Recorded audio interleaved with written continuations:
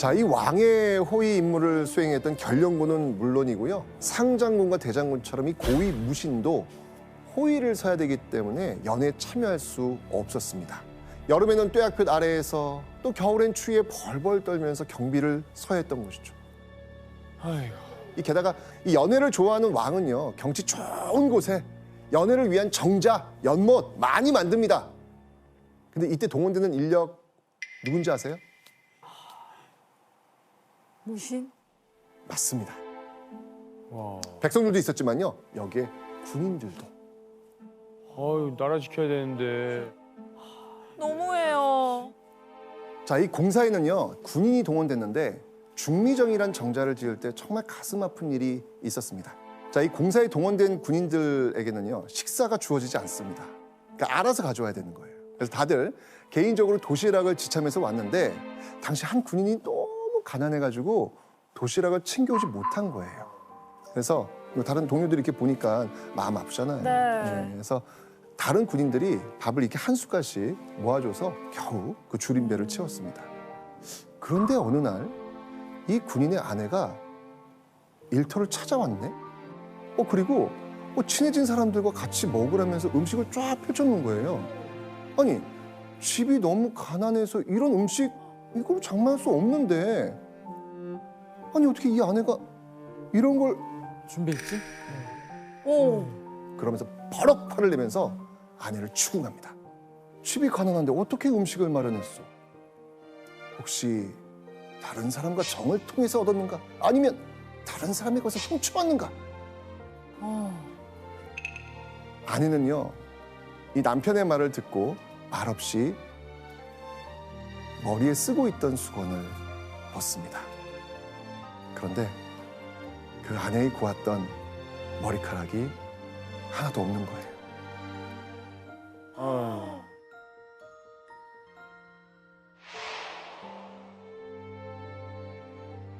이거 보세요, 지금. 첫 번째 기억나십니까? 첫 번째 수염 사건. 두 번째 머리카락. 정말 너무 부당한 일들이 지금 막 벌어지고 있는 거예요. 네. 그런데요, 1167년 바로 이런 무신들의 불만이 더욱더 쌓이게 되는 정말 부당한 일이 발생합니다.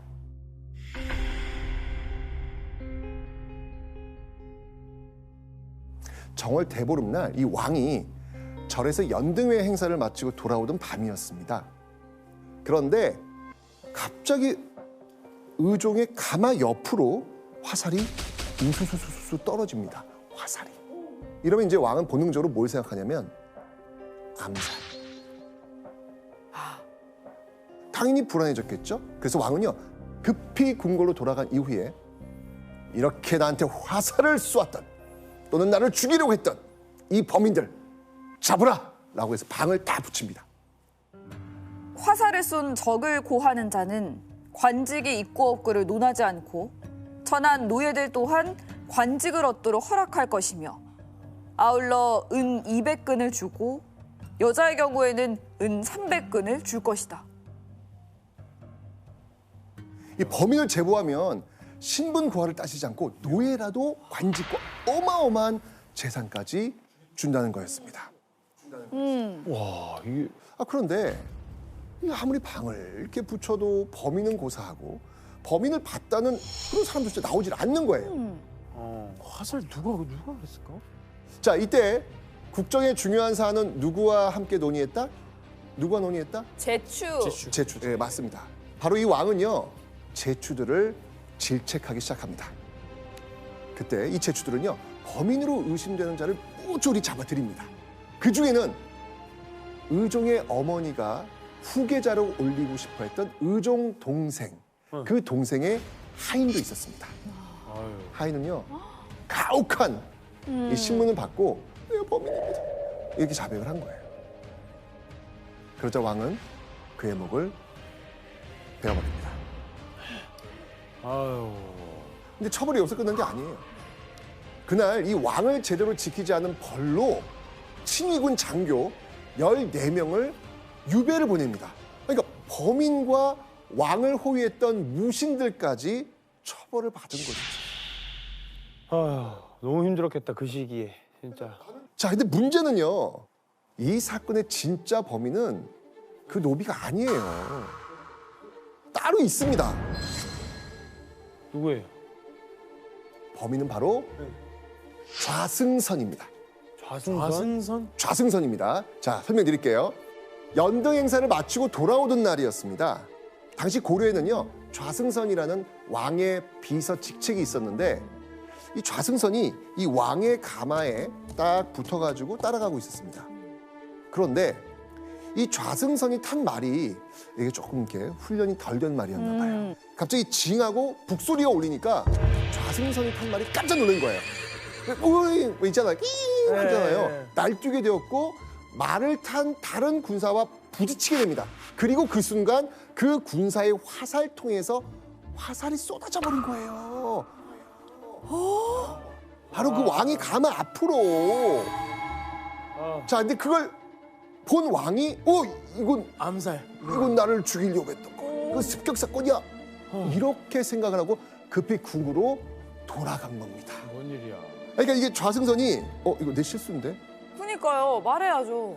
말할 틈도 없이 그냥 일이 터져버린 거예요. 말해야지. 아, 결국 억울한 사람이 범인의 누명을 쓴 채 목숨을 잃었고 경호하고 있던 친위군 장교들 역시 억울하게 유배를 간 겁니다.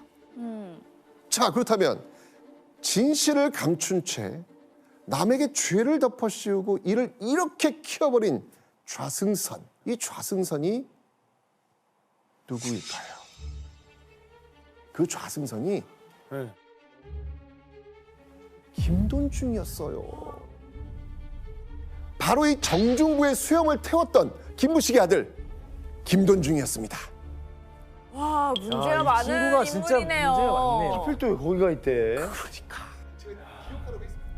교수님, 그럼 무신들도 김돈중 때문에 이 사건이 벌어졌다는 걸 알고 있었어요? 당시 기록을 보면은 이 사건의 범인이 김돈중이다. 그리고 이 사건은 정말 김돈중이 의도해서 된 것이 아니고 굉장히 우연히 발생한 사건이다라고 기록을 하고 있습니다. 근데 사건이 발생한 당시에 주변에 있던 무신들이 이 김돈중이 범인이라는 사실을 알고 있었느냐? 그것은 기록이 없어요. 그래서 정확하게 모르는 겁니다. 그런 상황에서 결과적으로 친위군 장교들만 유배를 가게 됐잖아요. 그렇죠. 그러니까 얼마나 분노했을지 충분히 짐작할 수 있는 일입니다. 아유. 자, 연등 행사를 하고 돌아오는 길에 벌어진 이 화살 사건. 자, 이 이후에 의종의 연애는요 계속해서 이어집니다. 결국 무신들의 분노는 더는 참지 못할 지경에 이릅니다. 자, 이 소외당한 서러움과 멸시로 차곡차곡 쌓인 분노.